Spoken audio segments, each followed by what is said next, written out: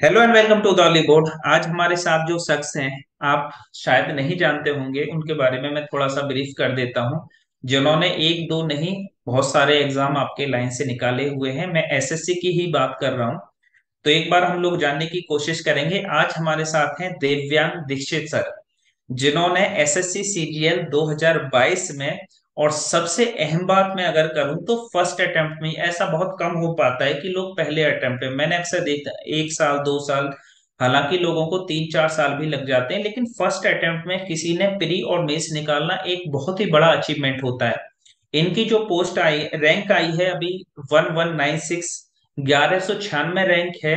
और कैग की पोस्ट मिली है, CAG computer and auditor general, मतलब कहीं ना कहीं एक इंपॉर्टेंट पोस्ट में, अच्छी पोस्टों में काउंट की जाती है और एक रेपुटेटेड पोस्ट भी है। तो आज सर का एक्सपीरियंस जानने की कोशिश करेंगे, किस तरीके से तैयारी की, किसी तरीके से। कहीं ना कहीं लोगों का जो अचीवमेंट होता है ना, ऐसे वीडियोस देख के हमें अंदर से भी मोटिवेशन मिलता है और बहुत कुछ सीखने को भी मिलता है कि ये चीज हम आगे जाके गलती ना करें। तो सबसे पहले तो सर आपका बहुत बहुत स्वागत है कि आपने अपने कीमती समय में से हमें दिया। और मैं चाहूंगा कि थोड़ा सा ना सर, एक आप अपना ब्रीफ इंट्रोडक्शन दे दीजिए लोगों को, ताकि पता तो चले कि हम जो बात कर रहे हैं कि वो सामने वाला शख्स ने किस तरीके से, कैसी चीजों से और कहाँ से निकल के ये सारी चीजें करी हैं जी। Thank you sir, first of all कि आपने मुझे अपॉर्चुनिटी दी। And sir, my my name is Divyang. सितंबर में जब उसका फॉर्म आया था तब मैंने सोचा था इसकी तैयारी करने का। और फॉर्म के आने के बाद ही जब मैंने फॉर्म फिल किया है सितंबर में, मैं तैयारी में लग गया था इसकी। मैं एसएससी के फील्ड में बिल्कुल नया था, मैंने कभी इसकी तैयारी नहीं की थी क्योंकि मैं अपना काम कर रहा था, अपना प्राइवेट जो भी काम कर रहा था मैं कॉलेज के बाद। तो फिर जब मैंने एसएससी की तैयारी शुरू की तो स्टार्टिंग में मुझे मतलब बहुत सारे चैलेंजेस आए कि कैसे तैयारी करें और ये सब। अच्छा बट सर, फिर मैं मैंने एक चीज पूछना चाहूंगा। जैसे नॉर्मली क्या होता है, हम कोई भी काम करते हैं, जैसे यस हमने तैयारी ही स्टार्ट की, तो कोई ना कोई एक पॉइंट ऐसा होता है कि उससे मोटिवेशन मिलने के बाद, जैसे मान लीजिए कोई मेरा भाई पुलिस में है, तो मुझे भी ऐसा लगेगा यार मेरा पुलिस में हो जाए। तो यस आपको मतलब कब ऐसा लगा कि यार ये एक अच्छी जॉब है सीजीएल की, ये भरना चाहिए, या फिर किसी ने बताया आपको? ये इंसिडेंट शुरुआत कहाँ से हुई थी इनिशियली? तो सर ऐसा है कि मेरी फैमिली में तो कोई भी नहीं है सेंट्रल या स्टेट गवर्नमेंट जॉब में। बट ऐसा है कि मेरे पापा का एक सपना था, वो मेरे से हमेशा से बोलते रहते थे। और फिर जब मैंने बीटेक किया तो सर मेरा कोडिंग में ज्यादा इंटरेस्ट नहीं था, और तो मुझे प्राइवेट सेक्टर की तरफ जाना नहीं था। तो इस ये भी एक रीजन था कि मुझे इस जॉब में आना था। और सर जो इसकी जॉब प्रोफाइल है, मतलब जो डिफरेंट डिफरेंट जॉब्स हमें मिल सकती हैं एसएससी के थ्रू, वो बहुत ही डाइवर्स है। मतलब यहाँ पे सबके लिए कुछ ना कुछ है। आप एक इनकम टैक्स इंस्पेक्टर से लेके एक्साइज से लेके एक मिनिस्ट्री जॉब, एक कैग, बहुत कुछ चीजें हैं। तो मेरे दिमाग में सर ये चल रहा था कि डिपेंडिंग अपॉन किसकी क्या पर्सनालिटी है, यहाँ पे बहुत कुछ ऑफर कर रहा है, स्टेबिलिटी थी जॉब में। और सर मतलब मुझे पर्सनली ये जॉब, मतलब इसका जो प्रिपरेशन था, वन डे एग्जाम था सर, वो भी मुझे सही लगा कि इसके लिए मुझे ज्यादा मेहनत नहीं करनी पड़ेगी एज कम्पेयर टू अगर मैं यूपीएससी अच्छा, या कोई। जैसे हम कोई भी चीज स्टार्ट करते हैं तो कहीं ना कहीं एक डर रहता है मन में, यार कहीं ये ऐसा ना हो कि हो पाए या ना हो पाए। मान लो यस। प्रिपरेशन की ही बात करें, तो शुरुआत में ऐसा लगता है यार शुरू तो कर ली, कहीं ऐसा ना हो सिलेक्शन ना हो। क्या कभी ऐसी भी आइडिया मन में आए हैं आपके जब स्टार्ट कर दिया था? यस सर, सर एक्चुअली मेरा फॉर्म ही मेरी सिस्टर या मॉम के प्रेशर की वजह से मैंने फिल किया था, क्योंकि मुझे खुद पे इतना कॉन्फिडेंस नहीं था इनिशियली कि मैं एग्जाम क्रैक कर पाऊंगा, to be honest. But over the time जब मैंने तैयारी शुरू की और फिर मतलब डेली टारगेट्स दिए, कंसिस्टेंट रहा और फिर मॉक में स्कोर दिखता था, तो फिर धीरे धीरे अंदर से बिलीव आया कि शायद से इस बार, क्योंकि वैकेंसीज भी ज्यादा थी इस बार से, 37,000 फिर 36 हो गई थी। तो हम्म। मुझे ये था कि कुछ ना कुछ तो मिल ही जाएगा, मतलब सेंट्रल गवर्नमेंट जॉब का। बट हाँ, इनिशियली मेरे माइंड में काफी सारे एप्रीहेंशन थे इसको लेकर। अच्छा, एक चीज और हम नोटिस करते हैं, जैसा कि हम बच्चों से बात भी करते हैं, तो वो यही एक चीज निकल के आती है कि इस मेरी सक्सेस में ना मेरे दोस्तों का काफी योगदान रहा है। जैसे अगर मैं बात करूं तो बुक्स वगैरह की, टेस्ट वगैरह की, बहुत सारी चीजें ऐसी होती हैं कि हमको नहीं पता होता, वो हमें रिकमेंड कर देते हैं, तो उससे हमें सपोर्ट मिल जाती है। क्या कोई ऐसा कभी रहा है कि आपके यार दोस्त वगैरह ने आपकी हेल्प की, या किसकी वजह से, मतलब कहीं ना कहीं जो स्टेज हम हैं वहां पे पहुंचाने का उसका एक बहुत बड़ा योगदान रहा है? सर एक्चुअली मेरे जितने भी फ्रेंड्स थे, मतलब वो प्राइवेट सेक्टर में हैं, कोडिंग में, मतलब प्राइवेट कंपनीज में सेटल थे। तो मेरा इतना उनसे टच नहीं था इसको लेके।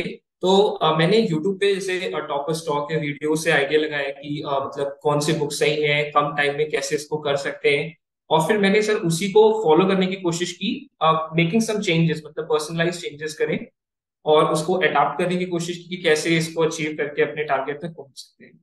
अच्छा, जैसे हर किसी का मान लीजिए जब हम स्टार्टिंग करते हैं ना, तो एक स्ट्रेटजी होती है यार, 8 घंटे पढ़ना है, 10 घंटे पढ़ना है, या ये बुक अच्छी है, वो बुक अच्छी है, बहुत सारी चीजें होती हैं। मार्केट में अगर आप जाके देखोगे ना, तो बुक सेलर पे मुझे लगता है एक ही सब्जेक्ट की आपको 50 बुकें मिल जाएंगी। फिर वहां से चूज करना कहीं ना कहीं सिलेक्शन का वो एक मेन क्राइटेरिया या कह सकते हैं पॉइंट होता है। तो आपने जब स्टार्टिंग करी तो आपकी स्ट्रेटजी या बुक वगैरह का वो सारी चीजें आपने कैसे और कहाँ से शुरुआत और कैसे मेंटेन की?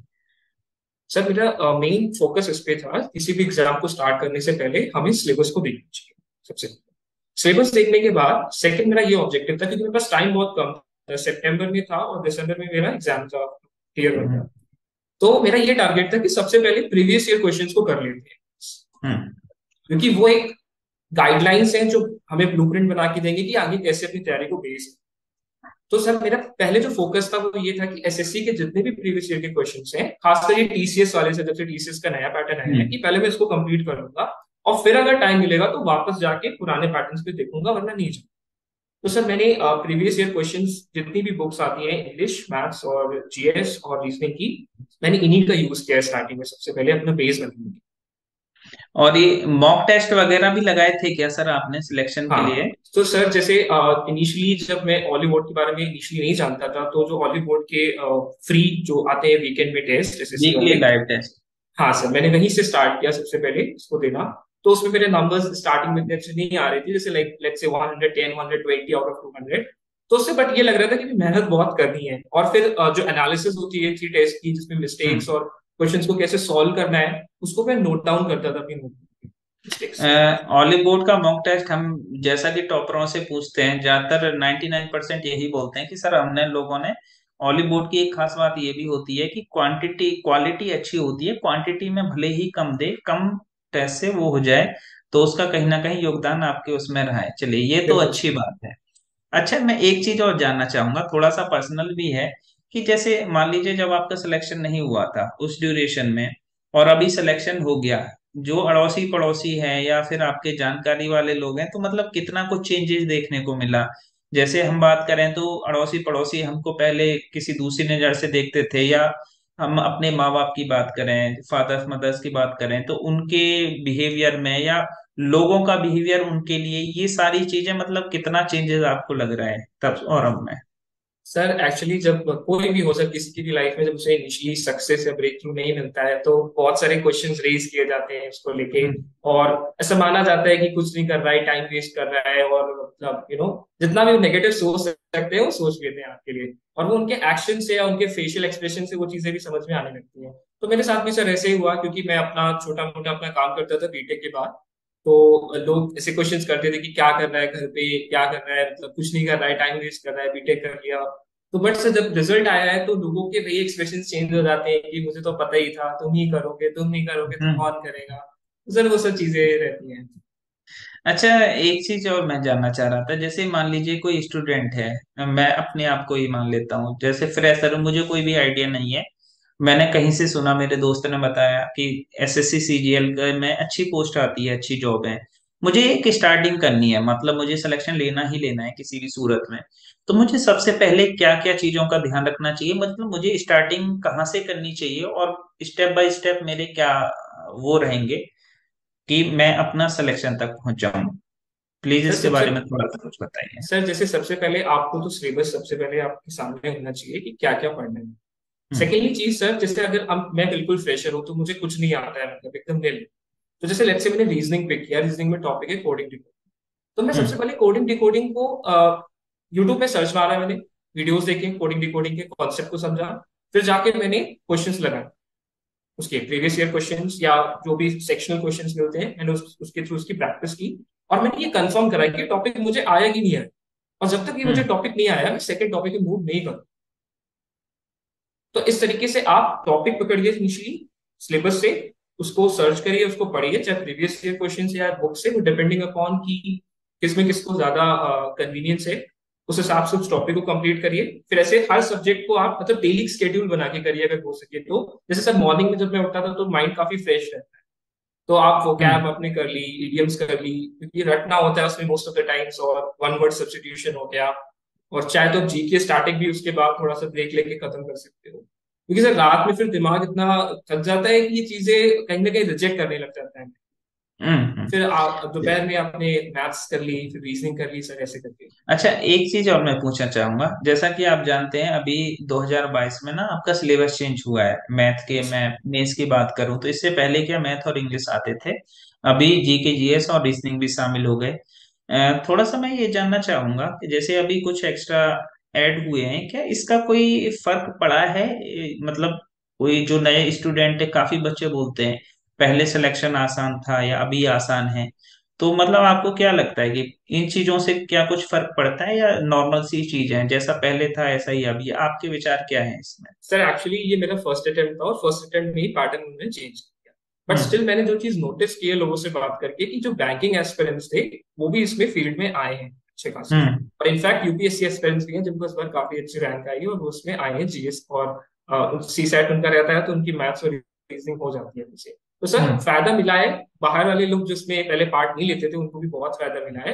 और एसएससी में जो सर पुराने लोग थे जो मतलब बार बार एग्जाम दे रहे थे, उनके लिए थोड़ा सा एक चैलेंजिंग हो गया था, क्योंकि उनको जीएस को करना पड़ेगा, उसके मार्क्स जुड़ते, कंप्यूटर उनके लिए नई चीज थी। बट जो फ्रेशर्स थे उनके लिए पहले भी वो चीज सेम थी, अभी भी वो चीज सेम है, जिसका फर्स्ट अटेम्प्ट था।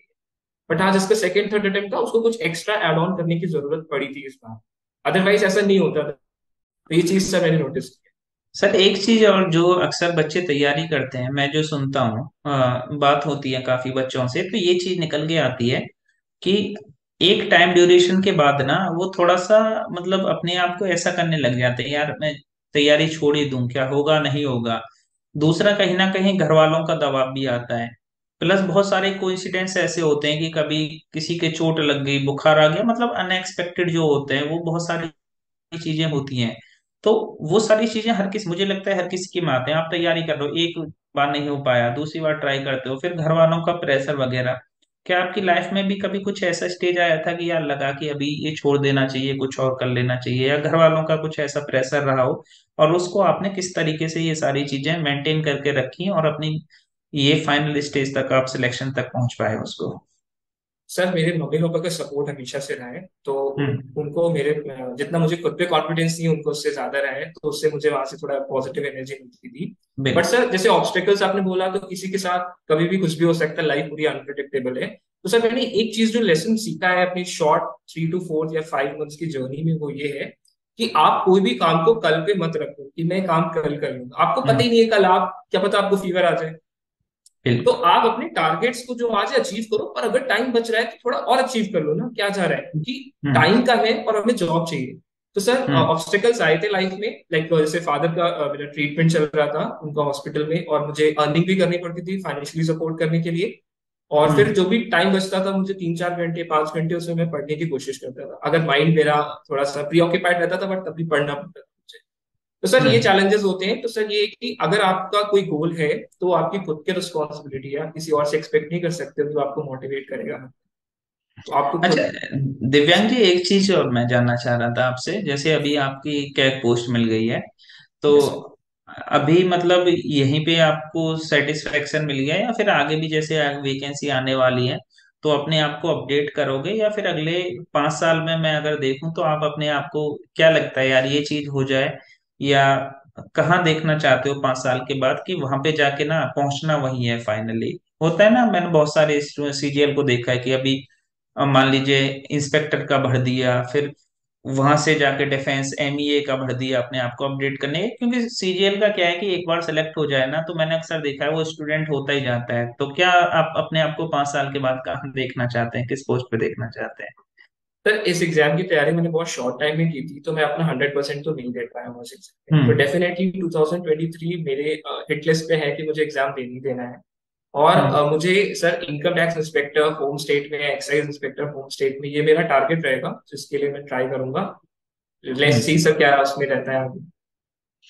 तो ये होम इज अपना स्टेट वगैरह मतलब आप प्रीफर करना चाहेंगे, घर के पास ही रहना है? इसका यस मतलब लॉजिक है या फिर मतलब किसी वजह से, या फिर ठीक है अपने घर के पास रहना तो सभी को अच्छा लगता है, पर यस कुछ लॉजिकल रीजन है इस बात का कि मुझे होम स्टे ही चाहिए, कुछ ऐसा? सर, एक्चुअली मेरी फैमिली में मेरा कोई बड़ा भाई नहीं है, तो पूरी फैमिली को जो मैनेज करना है, सपोर्ट करना है, वो एक मेन रीजन है कि अच्छा, मुझे अपने होम टाउन के पास लेने की मैं कोशिश कर रहा हूँ, ताकि मैं चीजें सब बैलेंस वे में लेके चल सकूँ। चलिए ये अच्छा है, चलिए थैंक यू सो मच। और कहीं ना कहीं आपके ओली बोर्ड के मॉक टेस्ट ने आपकी बहुत मदद की, ये सुन के अच्छा लगता है हम लोगों के भी, क्योंकि ये सारी चीजें ना ऐसे ही नहीं हो जाती रातों रात। बहुत एक तपस्या होती है, लंबी सफर होता है। अगर हमारा किसी बच्चे को 1% भी फायदा होता है तो हम अपनी पूरी टीम का ना एकदम ऐसा लगता है कि यार जो हमने मेहनत की है वो सारी चीजें बहुत अच्छे से हो गई। तो थैंक यू सो मच दिव्यांग, आपने अपना कीमती समय निकाला, और हम ये कोशिश करेंगे कि आगे आप जैसे ही अपडेट करके अपने आप को इंस्पेक्टर, या फिर कभी मौका मिलेगा तो आपके साथ चाय पी के अपने हॉलीवुड स्टूडियो में हम लोग साथ में भी बात करेंगे। चलिए definitely thank you sir. So much, thank thank you you so so much much. Once again. Thank you so जय मच। हिंद, जय Bharat. Thank you sir. Bye.